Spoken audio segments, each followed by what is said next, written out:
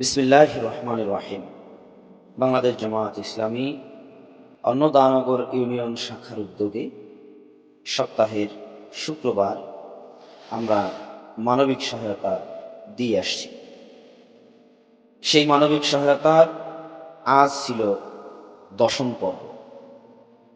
আজকে আমরা গিয়েছিলাম 5 নং ওয়ার্ডের একটি প্রত্যন্ত জায়গা জুয়ানখা, যেখানে এক দুঃখিনী মা জীর্ণ শীর্ণ জীবনযাপন করছে। যদিও তার সন্তান রয়েছে, কিন্তু সন্তানদের অবস্থানটাও খুব বেশি ভালো নয়।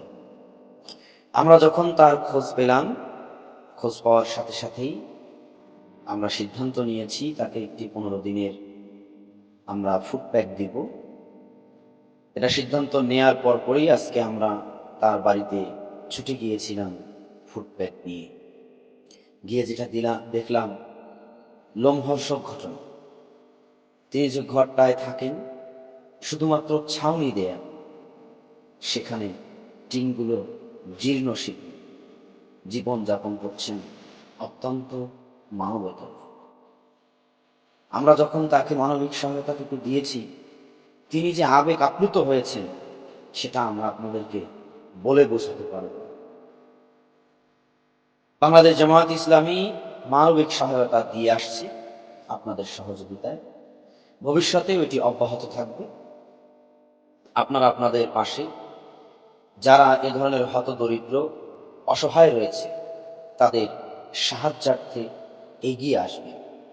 আর আমাদের এই ভিডিওগুলো লাইক, কমেন্টস এবং শেয়ার করে ছড়িয়ে দিয়ে আরও মানুষদেরকে এই সহযোগিতায় উদ্বুদ্ধ হওয়ার জন্য আপনারা সচেষ্ট হবেন। দেখা হবে আগামী পর্বে। আসসালামু আলাইকুম ওয়া রাহমাতুল্লাহি ওয়া বারাকাতুহু।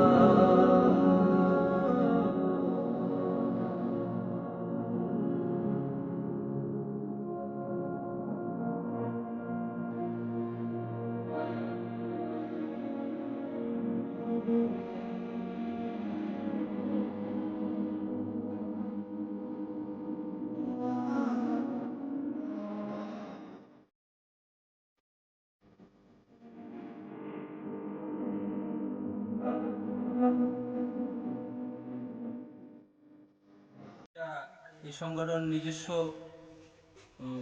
দাতাদের কাছ থেকে নিজস্ব অর্থায়নে এই ব্যবস্থা করে থাকে।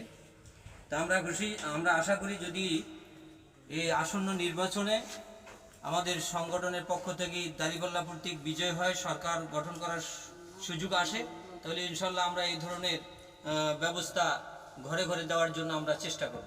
আপনারা সবাই এই ব্যাপারে সহযোগিতা করবেন।